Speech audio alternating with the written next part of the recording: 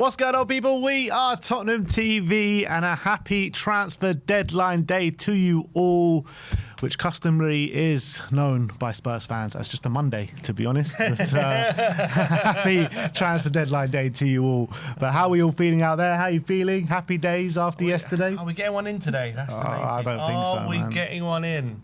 Come on. There's all the ITKs saying Tottenham are going to be active today. We haven't had the Hiwi cold yet. We haven't had the cold water yet. Forget the ITKs. Thomas Frank, every single interview and every single press conference, Spurs are active. We're in the market.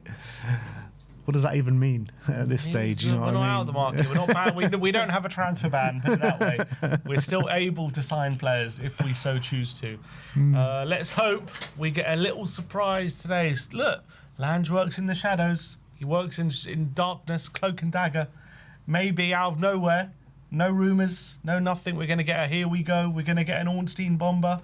Something will happen without anyone knowing. And then the move will get blocked somehow. And we'll fumble it at the last hurdle, as we always do. But we got... any deals we can hijack? Nothing? Any hijacks in the offing? Well, John Duran hasn't gone anywhere yet. John Duran and Mateta. Yeah, that ink ain't dry on the Milan deal for John Mateta. We got a members chat here from Brett Lockheed saying, boys, I am over the two Danish frauds and the ex-Gooner and the dross of sitting back and defending from the grandstand. Enough. He's over it. I think, when were you ever under it? Question. Fair enough. Whatever happened to the There We Land guy? He's still around, Smith. He's still around. Is he actually? I think so. Doing his thing. Just people taking less notice, I think. All right, so shall we get into the first transfer update of transfer deadline day? The first of many. The first of, well, we hope anyway. First player we're going to talk about is Mr. Antinine Kinsky, because it was very hotly rumoured that he was going to be going to West Ham, but it looks like that is not the case anymore, as Tom Barkley is reporting that Antinine Kinsky is set to stay at Tottenham Hotspur, who are reluctant to loan him out despite interest from West Ham and others. And yeah, I never liked the idea of helping West Ham, but I guess if it was to help him develop, I'm for it. But there was those rumours of those, you know, a deal that could be done on a permanent basis. I was just like, what's the point? Yeah, 100%. I think it's a headache we don't need. And as well, if we were to sign one player or even more than that this window, this deadline day, then all of a sudden, if we were to sell and send Kinskys out and get a replacement in on loan or a permanent transfer as a goalkeeper, that's just another wasted space. So it's a headache we didn't need. I know for Kinskys' point of view, it's frustrating. I get it. And for his development as well, the fact he's played so little is definitely hampering him. But needs must at the moment. I don't think now's the time to be sending him out on loan and start fiddling with that. So I think it's the right thing, right course of action. Who knows if maybe he'll get a run at some point, an injury, or maybe if Vicario keeps going the way he is, he'll get his chance. But I think the right thing is to just keep him here. It's just a headache we don't need. Yeah, I mean, I can't see him getting a run from now to the end of the season, but we brought him in for a reason. Johan Lang went to scout him 12 times before signing him, so it'll be a bit of a weird one if we were just to let him go after a year. Being a young keeper, 22 years of age. And he definitely has his values to him. He just needs to develop more. That's the reality. Next up, we're going to talk about George Abbott, who was on loan, obviously, at Notts County this season, got an injury and came back. Alistair Gold is saying that he understands that League One side Mansfield are currently leading the way to sign George Abbott today on loan from Tottenham, which will be good. I think, obviously, he had a great loan spell last season, and he had a good start to his loan this year before the injuries. So hopefully he can find that loan move and kick on. So what is his situation at the moment? Is he injured? No, he's not injured. I don't think he's injured right now. Why did we recall him? I don't really know. I thought he recalled him because he got a serious injury. So he got that serious injury. He recovered from it, and then he played a game or two, and then we recalled him. Maybe he got another injury. I don't know what happened. I thought he got another injury. Yes, and that's why we recalled him. I don't know. And that makes very little sense why we did recall him if he's now going back on loan to Mansfield, because he was having a good time of it. Yeah. So, a Mansfield League One though still. Yeah. Or their leagues. Okay, so at least he's still in League One. That's a good thing. Obviously, Oliver Iro is there, so he'll. I'm sure they know each other. He'll have a mate there to play with. So obviously he's been developing really nicely out on loan. I've been very, very impressed with how he's been performing. Still only 20 years of age. So I think it's obviously better for his development if he gets as much game time as possible. I would say, look, I wouldn't rule out potentially down the line him integrating to the first team with how he's developing, but it might take a couple more years because he might have to prove himself in the Championship and maybe another Premier League team. But he's doing very well at the moment. Last year, Notts County, and the first half. Where was he the first half of the year? Wickham. He was doing very well, both places. So it's a shame that the injuries curtailed him this year. But let's hope he goes to Mansfield and smashes it out if he can get fit again. If he's fit now. Yeah, and he's a proper Tottenham lad, George Abbott. You know, Tottenham runs through his veins. Comes from a big Tottenham supporting family. Captain the under-21 side that did so well a couple of years back. So, let's hope he can go to Mansfield, a good loan for him, and absolutely smash it. Another one that is potentially going out on loan is Alfie Dorrington. He obviously got recalled from Aberdeen in January. Peter O'Rourke saying that Tottenham defender Alfie Dorrington is in talks to join Salford on loan. He's going to play for Gary Neville's team. Gary Neville and Paul Scholes and all that. Very interesting. They're in non-league, aren't they? No. Aren't they? Salford's League 2? They're not. I don't think they're non-league. Aren't they? Salford, are they not? They're League 2. They're third in League 2. Oh, they're doing quite well. Okay, good for him. Obviously, it's a shame it didn't really work for him at Aberdeen second time round because he did all right, I thought, first time round. But yeah, he's kind of been in and out the side at Aberdeen, which, you know, for a development phase, you need someone just to be playing week in, week out. Yeah. It's no good having this kind of inconsistencies, is it? Yeah, for sure. Obviously, we are stacked when it comes to young talent at centre back, isn't it? So there was he was very highly thought of at one point. Dorrington had a serious injury, came back, has been on loan. And I think there's a talented player there, but, you know, unfortunately right now for him, in terms of just timing, he's just down a pecking order. Phillips is there, Vuskovic is there. We have just a lot of young talent there. So, having said that, though, we need defenders to come in right here, right now, you know, for this injury crisis that we got. I mean, Van der Ven was out injured. Romero went out injured at half-time. I think both of them are just short-term things and they'll be back sooner rather than later. But Danso looked like he has a significant injury.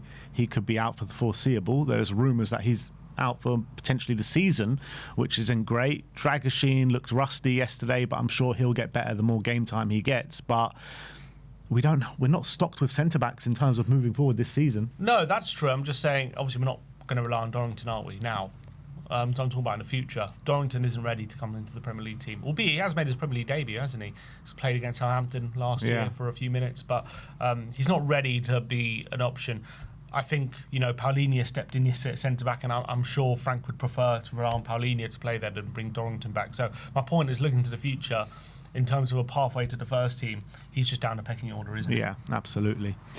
All right, well, the big story, a story, which we'll get into a bit later. I've actually got one more before the big story.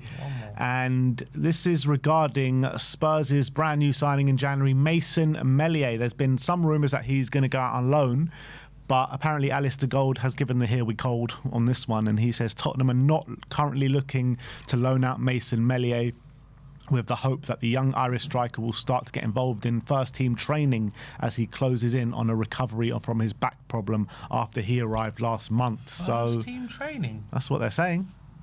Please. Frank got a trick up his sleeve. Has Frank got something, what's it called, a little magic trick? Why do you think we're not signing a striker? I see, because we got the Irish Messi, that's why.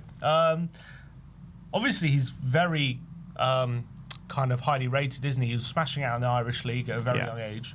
So obviously, it is the Irish League, got caveat with that, but we signed him for a reason, and he's one that he's very highly thought of. I've seen some of his highlights from him in the Irish League. He did seem like a very serious player. I think this season his goal scoring record was really good, wasn't it, for a player of his age? Yeah. But it is obviously a massive jump come from the Irish League to the Premier League. Made his debut in that league at like 15. Yeah, it was crazy, isn't it? So, I mean, I'll be shocked. I'd be absolutely shocked. I guess right now, given our injury crisis, I wouldn't be shocked if he starts making the squad, because everyone's bloody making the squad at the moment. But in terms of him actually, you know, being an option, considered as an option in the first team, I mean, I would be shocked, if he was actually get minutes and actually considered to start games or anything like that in the near future. Maybe come the back end of the season, if we've got nothing to play for, which is not too unlikely in a moment, and we're looking to give just some youngsters a chance. Maybe he gets to look in. I think right now, in the next few months, I can't just see him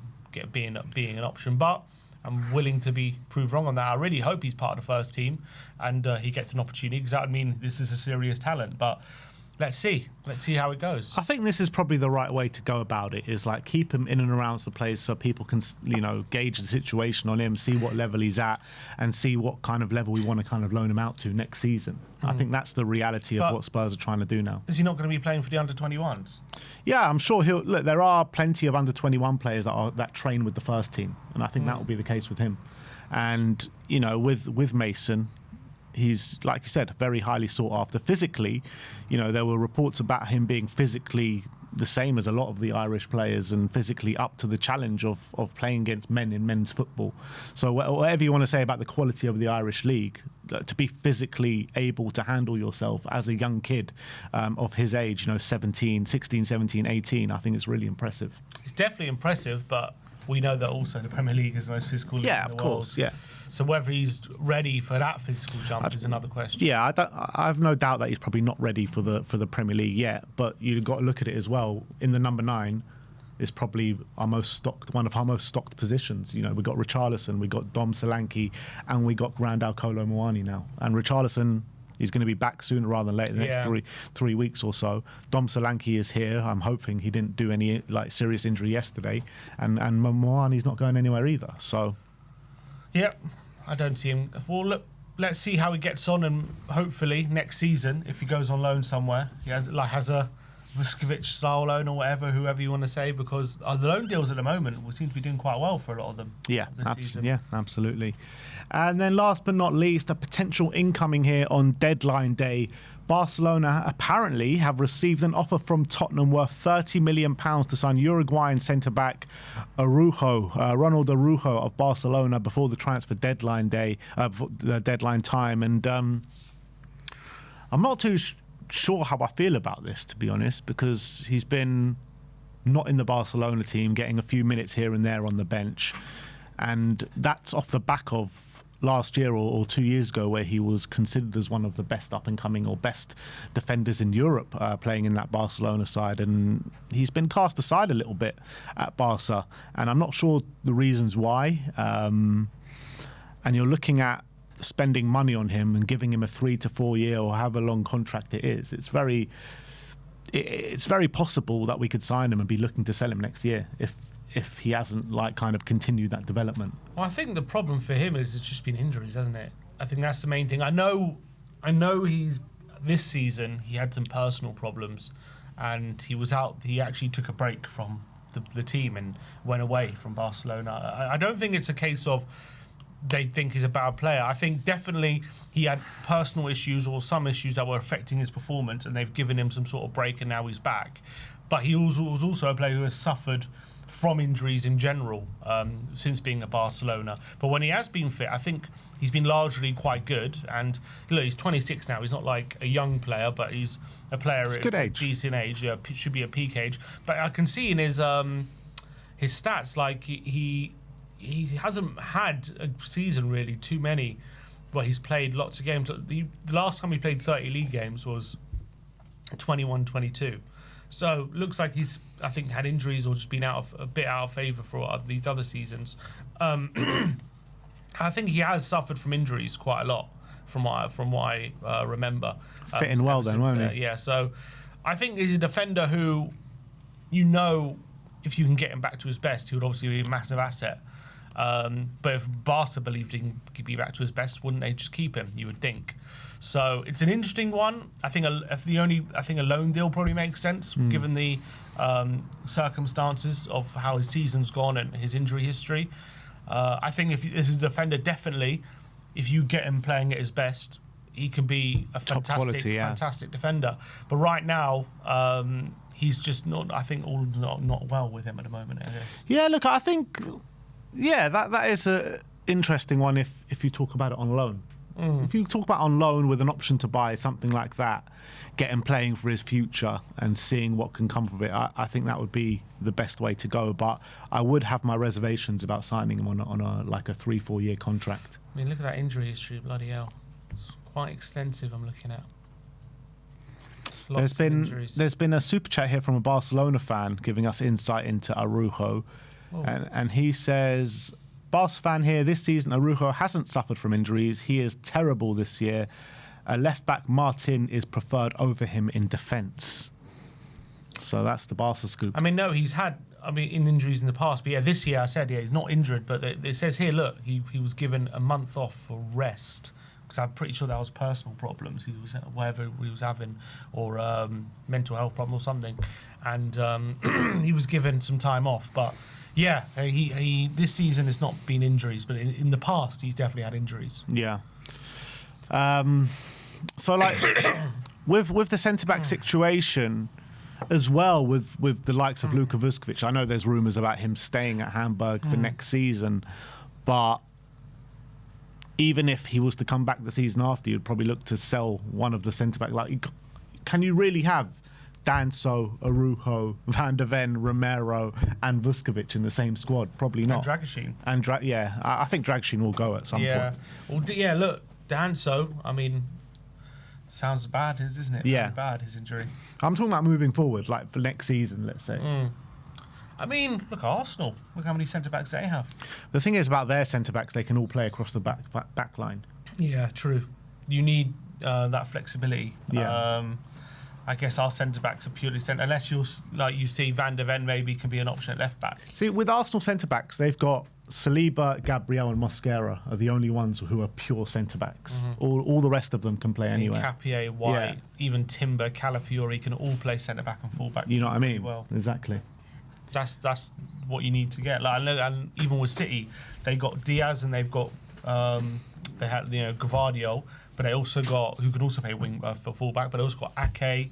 I mean, they had a Kanje in the past who can play wing fullback and centre back. So that's the kind of what you want. Yeah, and with us, you've got Romero, who's a pure centre back. Van der Ven, he can play left back, but for us, he's been a pure centre back. But I guess maybe we can utilise him at left back if need be. You've got Dragusin, pure centre back. Danso, pure centre back. Vuskovic, pure centre back. You know what I mean? So, yeah, it just takes up spaces in the squad as well, doesn't it? Yeah, exactly. So, I think a loan deal is the only way forward here. Look, I think at his best, you can definitely say I think he might be better than someone like Danso. Yeah. I think maybe at his best, can he compete with Romero and Van der Ven? Potentially, but right now I think he's probably way off it. Yeah, absolutely. So we'll see how it progresses, but that is your transfer update. Well, there's apparently been one little thing. Oh, yeah. What are you bringing to me, Sib? Come on. L'Equipe are saying that Monaco are making a deadline day move for Simon Adingra. Ooh, really? Yeah. Wow. So that is significant because that Magnus Akliouche was not being let go of Monaco because they didn't have a replacement in.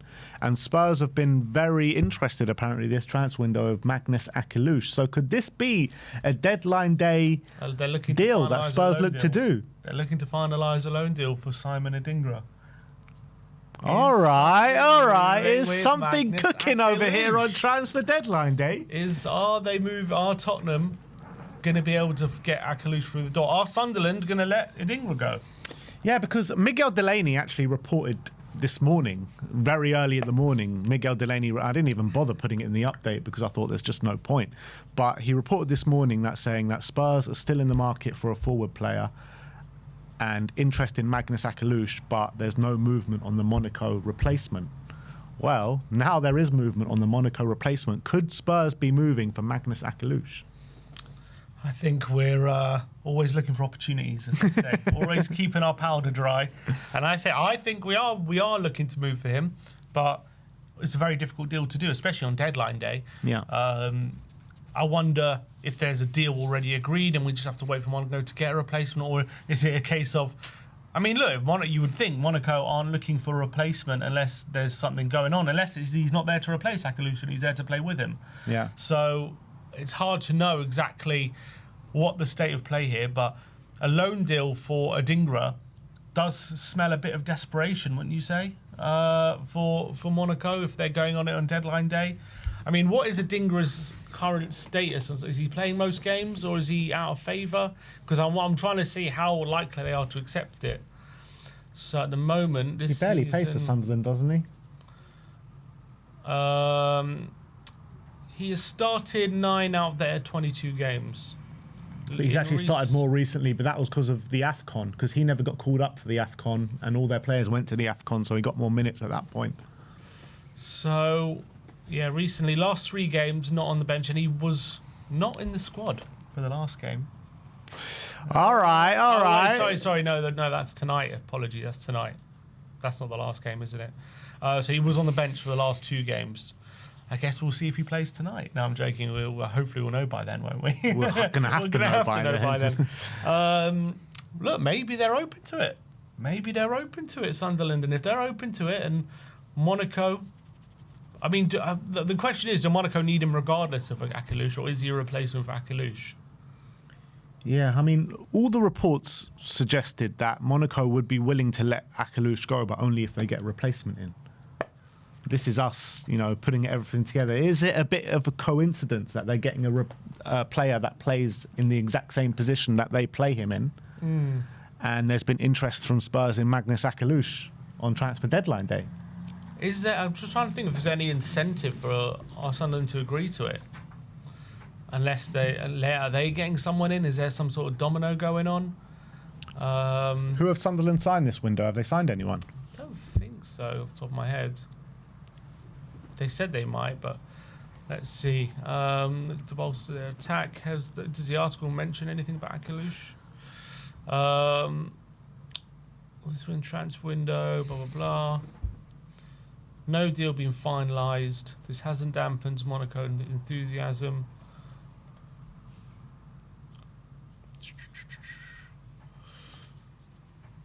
Let's see. Hasn't really said anything. Oh, wait a sec. Did they sign Bertrand Traoré in the summer? Yeah, summer.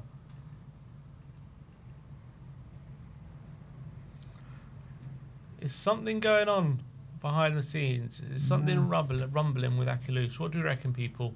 Because they've got Bertrand Traoré, they've got Talbi. Both right wingers. Enzo Lefebvre plays on the wing.